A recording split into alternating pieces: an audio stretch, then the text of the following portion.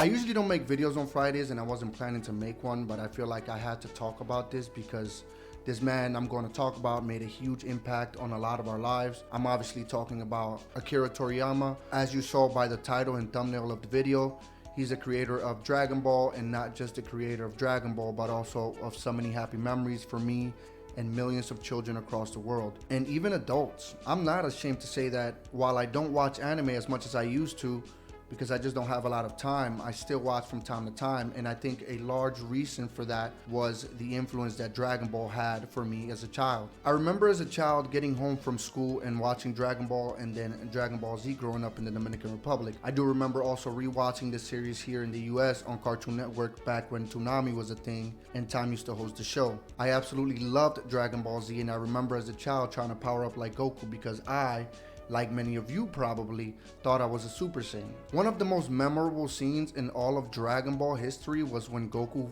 went Super Saiyan for the first time after Frieza killed Krillin.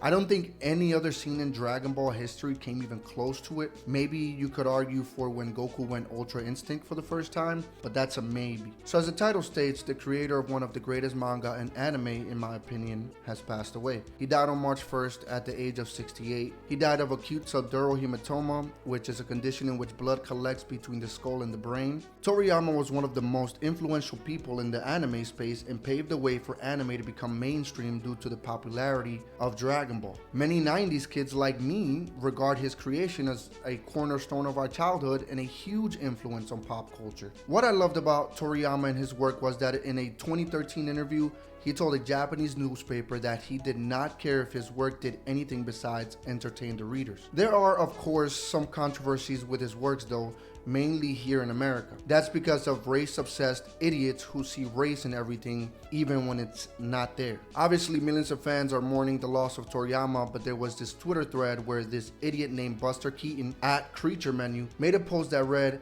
"Y'all saying rest in power for a man who literally designed this racist-ass character design," with a picture of Mr. Popo on it. First of all, Popo was not based on a black person. There have been actual black people in the Dragon Ball universe. Popo was loosely based on a Hindu deity named Mahakala, as stated by the community notes on his post. Second of all, even if Popo was based on a black character, Popo was one of the good guys. When white people did blackface, it was to mock and ridicule black people and make caricatures of them. Mr. Popo was none of that. He was very strong and respected by the Z fighters as well. Third of all, Japan never had the racial problems there were in America, and I highly doubt Toriyama was educated enough in the 80s on American racial history, being that he was from Japan. But leave it to the racists to try and grasp at straws and make a controversy where there is none. And it's also kind of fucked up that this clown decided that this was the time to bring this up. Popo is an old ass character and has been around forever, and people have had time to bring this up and talk about this.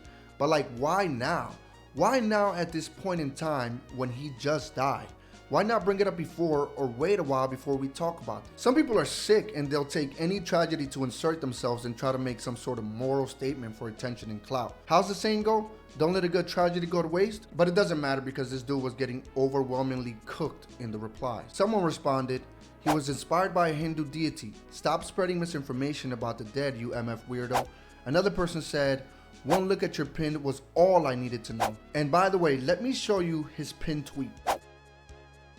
Someone else responded, "I mean, look at your pinned. You were probably the inspiration for him." Agent said, "He looks like you," with a picture of Popo and the pinned tweet side by side, which, let's be honest, that shit does look like him. So yeah, buddy got cooked in his own post. He thought he was gonna eat with that post, and frankly, looking at him, it seems like he does a lot of eating when he's not thinking about racism and everything around him. On a positive note, Toriyama affected the lives of millions of people, if not billions, over the years because of the Dragon Ball series. He became a cultural icon with his manga and will forever live in the hearts of the millions of people who love loved him in his creation. Goku is arguably the strongest anime character ever created, and many people are always comparing Dragon Ball to other anime and saying certain characters could be Goku. Naruto from Naruto and Ichigo from Bleach are good examples of that. I will counter and end with this. Do you know how I know Goku is the strongest anime character ever created? Because Goku's the only one who's ever in the conversation.